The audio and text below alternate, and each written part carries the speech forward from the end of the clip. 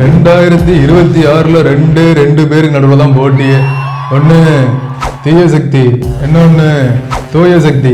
ஈரோடுனாலே மஞ்சள் தானே, திருநெல்வேலினா அல்வா தானே. அஜய் வெளியே வா. அஜய் வீட்டை விட்டு வெளியே வா.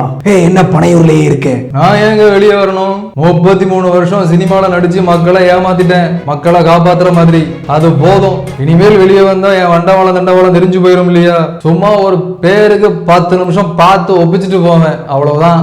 அதுவும் ஸ்கிரிப்ட் கொடுத்திருக்காங்க நண்பா.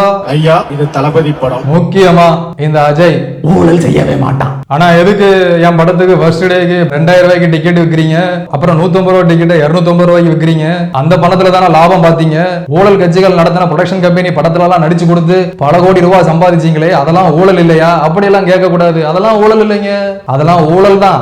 ஆனா அதெல்லாம் ஊழல் இல்லை. ஆனா நான் ஊழலை ஒழிப்பேன். எப்படின்னா, ஊழல் கட்சிகள்ல உள்ள ஆட்களை விலை கொடுத்து வாங்கி அவங்கள வச்சு நானே ஊழலை ஒழிப்பேன். நம்புங்கயா. தப்பு நடக்கணும், ஆனா அதை நாங்க மட்டும்தான் பண்ணணும். அப்புறம் நம்ம தமிழக சினிமா கழகம் ஆட்சிக்கு வந்தா, அது என்ன வந்தா வர்றோம், கண்டிப்பா தமிழ்நாட்டை நாசமாக்க போறோம். கான்பிடண்டா இருங்க, கெட்டதே நடக்கும். மீண்டும் சந்திக்கும் வரை நன்றி இல்லாத வணக்கம். என் நெஞ்சில் குடியில்லாத நண்பா நண்பீஸ், உங்கள் அனைவருக்கும் என் வணக்கங்கள். இவன் டம்மி தான் போட்டிருக்கு.